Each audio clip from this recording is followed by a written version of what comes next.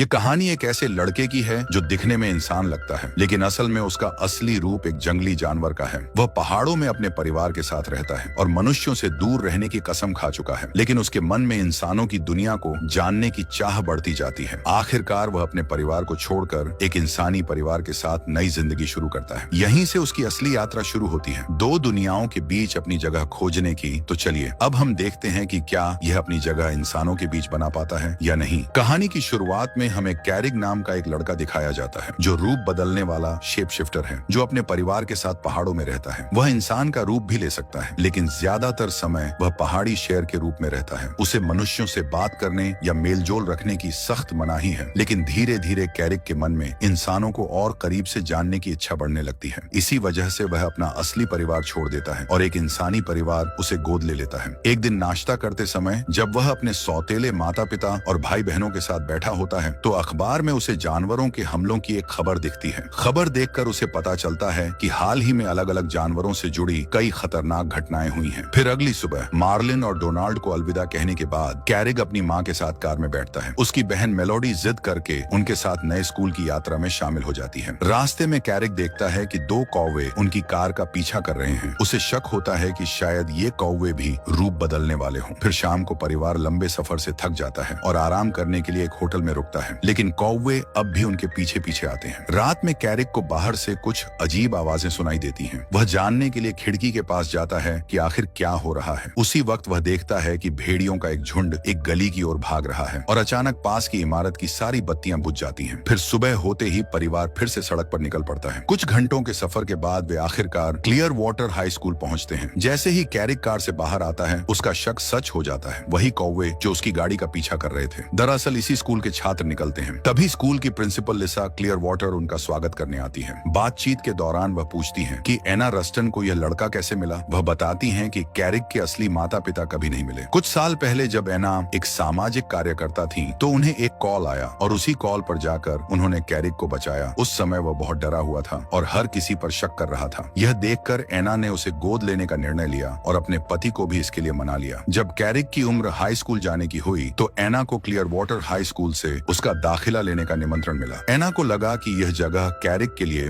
नए दोस्त बनाने का अच्छा मौका होगी, क्योंकि जिस शहर में वह अब तक रह रहा था वहाँ वह बहुत अकेला और अलग थलग महसूस करता था। सभी सवालों के जवाब देने के बाद लिसा कैरिक से अकेले में बात करने के लिए कहती है। तभी वह उसे एक बड़ा राज बताती है, वह राज जो कैरिक अब तक सबसे छिपाता आया था। लिसा बताती है कि इस स्कूल में सभी लोग रूप बदलने वाले शेप शिफ्टर हैं। अब कैरिक को अपने असली रूप को छिपाने की जरूरत नहीं है। तभी अचानक स्कूल का अलार्म बज उठता है और प्रिंसिपल ये देखने के लिए चली जाती हैं कि आखिर क्या हुआ है। तभी उन्हें पता चलता है कि एना और मेलोडी कैंपस में घूम रही हैं। चूंकि वह जगह प्रतिबंधित है, प्रिंसिपल अपनी असिस्टेंट से कहती हैं कि वह उन्हें वहां से बाहर ले जाए। कैरिक बहुत खुश हो जाता है क्योंकि उसने पहली बार अलग अलग प्रजातियों के इतने सारे शेप शिफ्टर एक साथ देखे थे। स्कूल के गलियारों में चलते हुए कैरिक की मुलाकात जेफरी और उसके दोस्तों से होती है। दोनों के बीच तुरंत झगड़े जैसा माहौल बन जाता है, लेकिन जेम्स समय पर पहुंचकर लड़ाई रोक देता है। पूरे स्कूल से परिचय होने के बाद एना अपने बेटे कैरिक को अलविदा कहती है। जब एना और मेलोडी वापस गाड़ी की ओर लौट रही होती हैं, तभी उसी समय स्कूल को फंड देने वाला करोड़पति एंड्रयू मिलिंग कैंपस में आता है। परिवार से विदा लेने के बाद कैरिक का परिचय एंड्रयू से कराया जाता है। वहाँ कैरिक बताता है कि उसने पहाड़ों में रहना छोड़कर इंसानों के साथ रहने का फैसला क्यों किया। उसे हमेशा लगता था कि अगर वह सिर्फ पहाड़ी शेर बनकर जिएगा तो उसकी जिंदगी अधूरी रह जाएगी। बाद में जब कैरिक अपने कमरे में पहुंचता है तो उसे स्कूल के नियम समझाए जाते हैं। जैसे ही प्रिंसिपल वहां से जाती है तभी खिड़की पर अचानक एक गिलहरी दिखाई देती है। उसी समय कैरिक खिड़की खोलता है और गिलहरी अंदर आकर अपना परिचय देती है। उसका नाम होली है और वह बताती है कि उसे कैरिक का मार्गदर्शक बनाया गया है। वह उसे उसकी पहली शेप शिफ्टिंग की कक्षा में ले जाती है। कक्षा में मिस्टर एलवुड सभी छात्रों को याद दिलाते हैं कि वे अपनी शक्तियों का इस्तेमाल केवल कक्षा के समय ही कर सकते हैं। साथ ही वे कहते हैं कि रूप बदलते समय उन्हें बहुत सावधानी बरतनी चाहिए ताकि कोई इंसान उन्हें देख न ले, क्योंकि कैरिक स्कूल में नया है। उसे अपनी शक्ति दिखाने के लिए चुना जाता है, लेकिन उससे पहले ब्रैंडन रूप बदल देता है। ब्रैंडन का असली रूप एक बाइसन है। उसे अपनी शक्तियों पर काबू पाना बहुत कठिन लगता है और वह ज्यादा देर तक इंसानी रूप में नहीं रह पाता। ये देखकर कि उसका साथी कितनी आसानी से रूप बदल लेता है, कैरिक असुरक्षित महसूस करने लगता है। उसे लगता है कि वह अपने असली रूप से बहुत दूर हो चुका है, इसलिए वह रूपांतरण करने से पीछे हट जाता है। लेकिन लिसा की मदद से कैरिक अपने पुराने जीवन को याद करने लगता है। जंगल में अपने असली परिवार के साथ बिताए हुए पल, यही यादें उसे हिम्मत देती हैं और वह अपना असली रूप धारण कर लेता है। इसके बाद प्रिंसिपल सबको आदेश देती है कि वे भी रूप बदलें। तभी कैरिक को पता चलता है कि वह भेड़ियों से भरे स्कूल में है। लिसा उसे समझाती है कि इस स्कूल में वह इंसानी और जानवर दोनों रूपों में जीना सीखेगा और दोनों दुनियाओं के बीच एक कनेक्शन बनेगा। फिर कुछ घंटों बाद जब वह अपने कमरे में आराम कर रहा होता है, तभी ब्रैंडन उससे मिलने आता है और बताता है कि वही उसका नया रूममेट होगा। तभी अचानक होली भी आ जाती है और कहती है कि अब कैफेटेरिया जाने का समय हो गया है। फिर खाना लेने के बाद कैरिक की मुलाकात डोरियन से होती है। डोरियन वह लड़का है जो बिल्ली में बदल सकता है। स्कूल आने से पहले वह एक इंसानी परिवार का पालतू जानवर बनकर रह रहा था और एक बार सार्डिन का डिब्बा चुराते हुए पकड़ा भी गया था। जब कैरिक ने सबके सामने अपना असली रूप दिखाया तो कई सहपाठियों ने उसका सम्मान करना शुरू कर दिया, लेकिन कुछ कमजोर जानवर उससे डरने लगे और उसकी मौजूदगी को ही खतरा मानने लगे। इसी वजह से कुछ छात्र उसे दूर रहने लगे क्योंकि उसका जानवर रूप बहुत ताकतवर है। वो परेशानियों से बचने की कोशिश करता है, लेकिन आखिरकार जेफरी के साथ मुसीबत में फंस जाता है। बो को खतरे में देखकर कैरिक उसकी मदद करने के लिए आगे आता है और जेफरी से भिड़ जाता है। नतीजन वह खुद मुसीबत में फंस जाता है। जब भेड़िए नए छात्र को डराने की कोशिश करते हैं, तभी जेम्स आ जाता है और एक बार फिर माहौल शांत कर देता है। उस रात जब कैरिक अपने परिवार के बारे में सपना देख रहा होता है तो अचानक ब्रैंडन उसे जगा देता है। दरअसल ब्रैंडन नींद में ही रूप बदल लेता है और गलती से अपना बिस्तर तोड़ देता है। उसके अनुसार यह आमतौर पर हफ्ते में 1-2 बार हो ही जाता है। यह सुनकर कैरिक समझ जाता है कि आने वाली रातें शायद उतनी शांत नहीं होंगी जितनी वह चाहता था। फिर अगले दिन लड़ाई की कक्षा में बर्दा और ब्रैंडन को आमने सामने लड़ने के लिए चुना जाता है, लेकिन लड़ाई शुरू होने से पहले ही ब्रैंडन भाग जाता है। वह एक ताकतवर बाइसन होने के बावजूद खुद को शांति प्रिय बताता है और लड़ाई नहीं करना चाहता, इसलिए उसकी जगह कैरिक को चुना जाता है। कैरिक अपनी क्षमताओं को लेकर थोड़ा अनिश्चित रहता है। तभी आंद्रे उसकी मदद करता है और उसे पहाड़ी की मिट्टी से भरे एक छोटे थैले की गंध सूंघने के लिए कहता है। गंध सूंघने के बाद कैरिक रूप बदलकर शेर बन जाता है और युद्ध के मैदान में उतरता है। बर्दा से आकार में छोटा होने के बावजूद वह ताकत के दम पर अपनी जीत साबित करता है। इसके बाद लेरॉय और डोरियन को आमने सामने लड़ने के लिए बुलाया जाता है, लेकिन डोरियन अपने प्रतिद्वंद्वी से निकलने वाली बदबू सूंघ कर डर जाता है और भाग जाता है। इस तरह लेरॉय को बिना लड़े ही जीत मिल जाती है। फिर कक्षा खत्म होने पर एंड्रयू कैरिक से बात करता है। वह कहता है कि वह कैरिक का टीचर बनना चाहता है और उसे मिट्टी से भरा एक छोटा बैग देता है। एंड्रयू कहता है कि कैरिक का भविष्य बहुत उज्जवल है। जब बाकी छात्र देखते हैं कि एंड्रयू कैरिक को ज्यादा तवज्जो देता है तो उनमें जलन होने लगती है। इसी वजह से जेफरी कैरिक को चुनौती देता है कि वह 2 भेड़ियों से लड़ाई करे। वह कहता है कि अगर कैरिक जीत गया तो वे सब उसे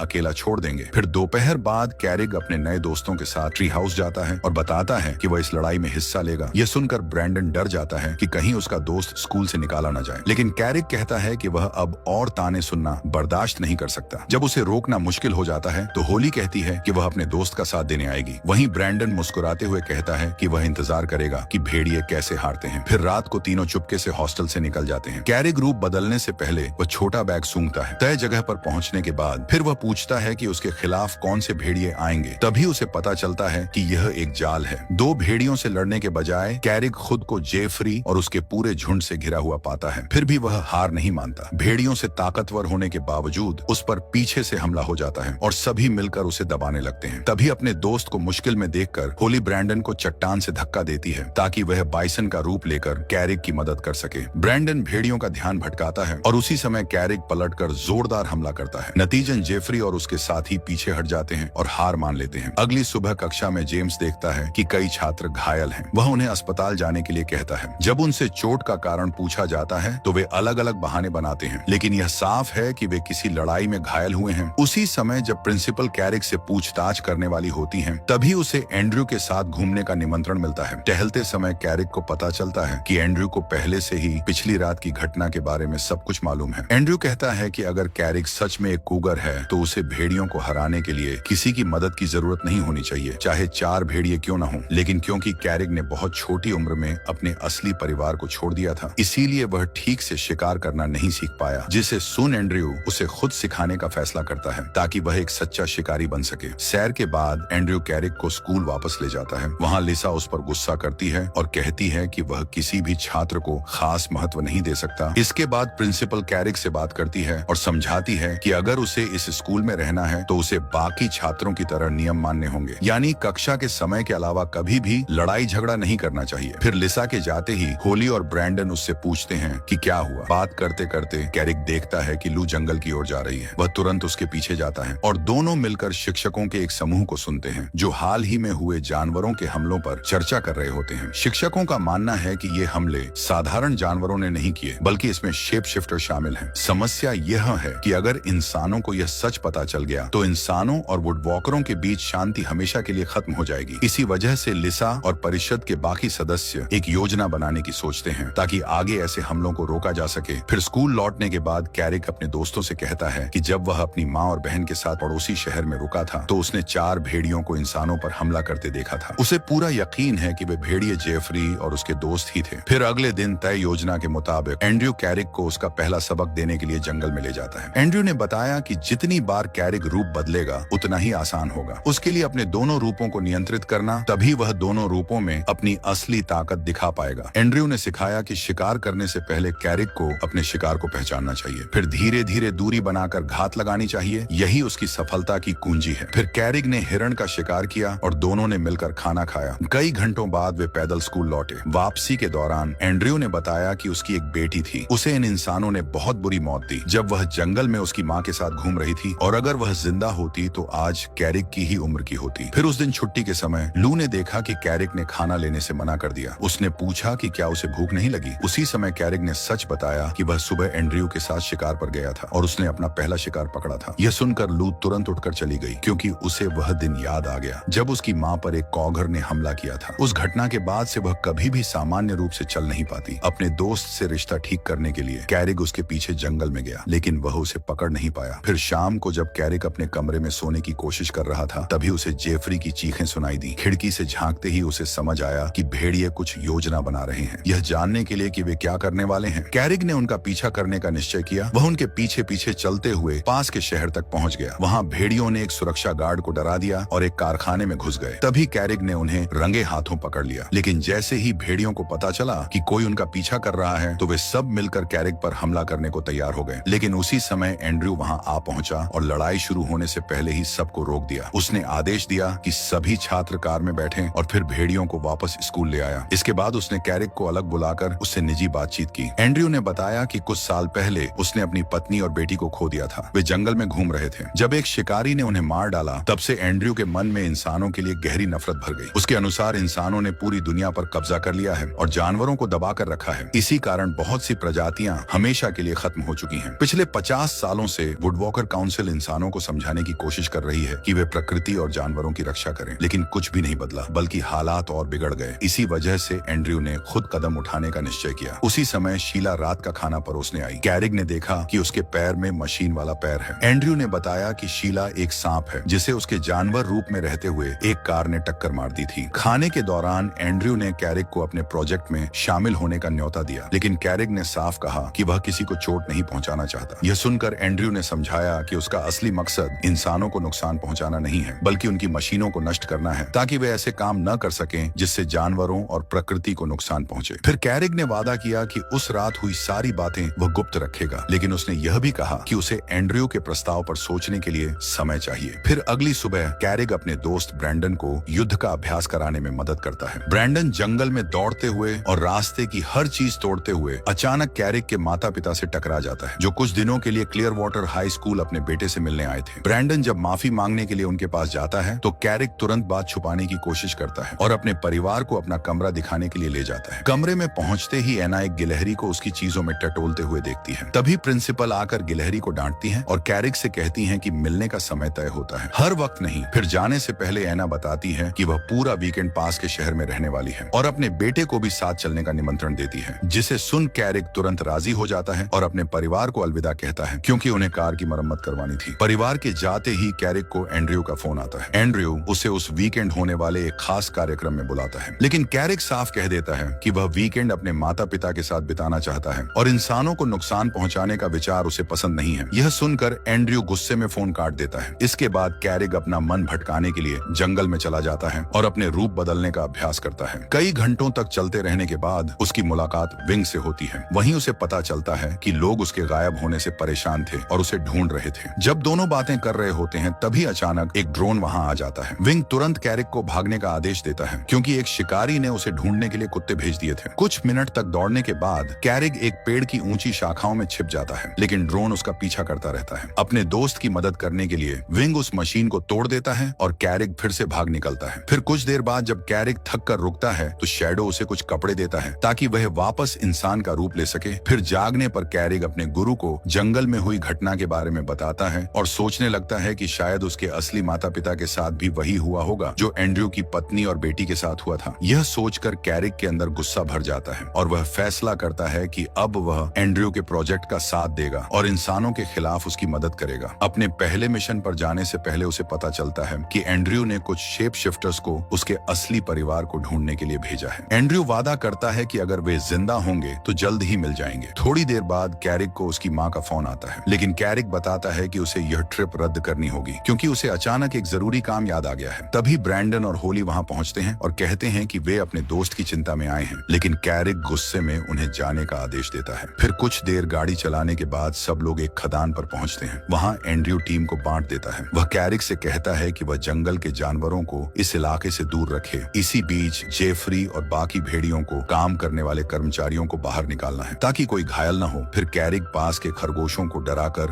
भगा देता है। तभी उसे पता चलता है कि उसके माता पिता पास में ही कैंप लगाकर ठहरे हुए हैं। यह जानकर वह उनकी सुरक्षा के लिए परेशान हो जाता है और तुरंत अपने गुरु को फोन करता है, लेकिन एंड्रयू उसे बताता है कि उसने सचमुच कैरिक के परिवार को घाटी में तंबू लगाते देखा है, लेकिन आश्वासन देता है कि वे सुरक्षित रहेंगे। इसी दौरान गुस्साए भेड़ियों के कारण सारे कर्मचारी डर जाते हैं और खुद को बचाने के लिए एक पिकअप ट्रक में बैठकर वहां से भाग जाते हैं। लेकिन तभी डैन गाड़ी से लकड़ियों का ढेर गिराने की कोशिश करता है। यह देखकर कैरिक उससे विनती करता है कि वह मिशन रोक दे क्योंकि उसे डर है कि इस घटना से उसका परिवार भी खतरे में पड़ जाएगा। तभी उसी समय ब्रैंडन और होली उसकी मदद के लिए पहुंच जाते हैं। ऊपर आसमान में शैडो और विंग को उड़ते देख बाकी भेड़िए डर जाते हैं कि कहीं प्रिंसिपल को रिपोर्ट न हो जाए और उन्हें स्कूल से निकाल न दिया जाए, इसलिए वे मिशन छोड़कर खदान से भाग जाते हैं। तभी लू वहां आती है और डेरेक को समझाने की कोशिश करती है कि खदान को बंद करने के और भी बेहतर तरीके हैं। अगर वे सब कुछ नष्ट कर देंगे तो इंसान गुस्से में आकर बदला लेंगे, लेकिन डेरेक उसकी बात नहीं मानता